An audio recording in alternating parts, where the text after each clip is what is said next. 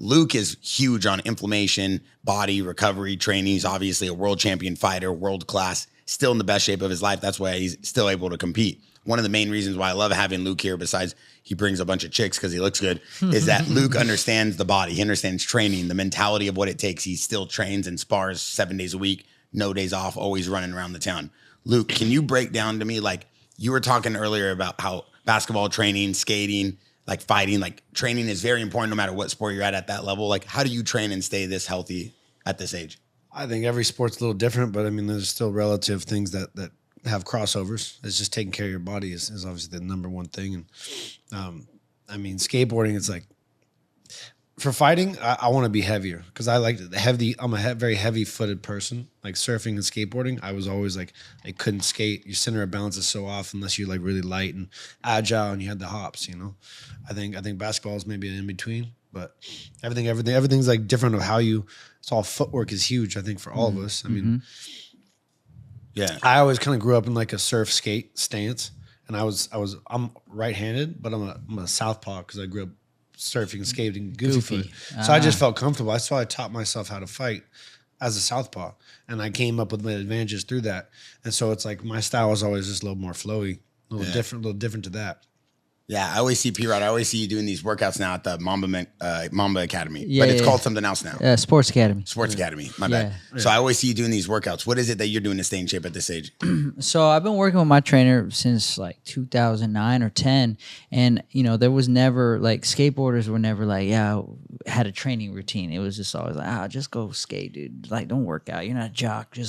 But, like, so we've kind of been developing it over the years. And for me, it's like, a lot of plyometric stuff, trying to be explosive, a lot of functional stuff, you know, like flexibility, but like just strengthening the legs, a lot of injury prevention. I don't do a lot of upper body, but enough so that like when I fall and I hit the ground, I can like take the abuse. A lot of it's just like injury prevention stuff and just being able to fall and take the abuse. So that's kind of... Yeah, pull up some P-Rod trips, jumping off rails and... That's the biggest thing for me is learning how to fall. Like, that's the biggest thing, like learning how to take a fall. Obviously taking a fall, but learning how to... When I was like in fifth, sixth grade, I used to do gymnastics. I didn't know I was going to skate. I just was like, I just like flipping. I like martial arts and I liked like Bruce Lee movies and stuff. So I just was like, I want to take karate class and do gymnastics. And I didn't know that was actually preparing me for skateboarding to help like be a graceful faller. But is falling like, I mean, I've seen you fall off stairs and rails. The other day you posted one of you falling. Like, is it still hurt or at this point in time you know how to fall? It definitely hurts. I mean, it just depends. Sometimes you get a fall that it catches you off guard. And then sometimes, you know, you can anticipate a fall. It just depends. But, you know, in skateboarding, you fall way more often than you land. So it's definitely a helpful skill. You made this the P-Rod part for Primitive and Nike. What is this right here? Yeah, this is for when that shoe dropped. So I made this video part for that shoe. So this was like 2001. This was my first video part back after I had a ACL reconstruction. No way. So I was like hyped to, you know. How long did it take you to come back from an ACL? It was like before I was skating confidently, it was about 2 years.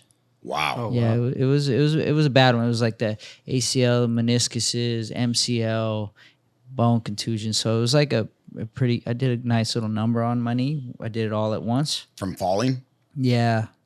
That's crazy. Yeah. Just one fall. And it bust your kneecap. Yeah, the whole knee just popped out and popped in and just took everything with it. And so this is like this right here was my first rail I skated. Jesus. After I got better, so like it took a couple years. Rails are like a different level, dude. Just a commitment. Like, they're scary. Like, fuck.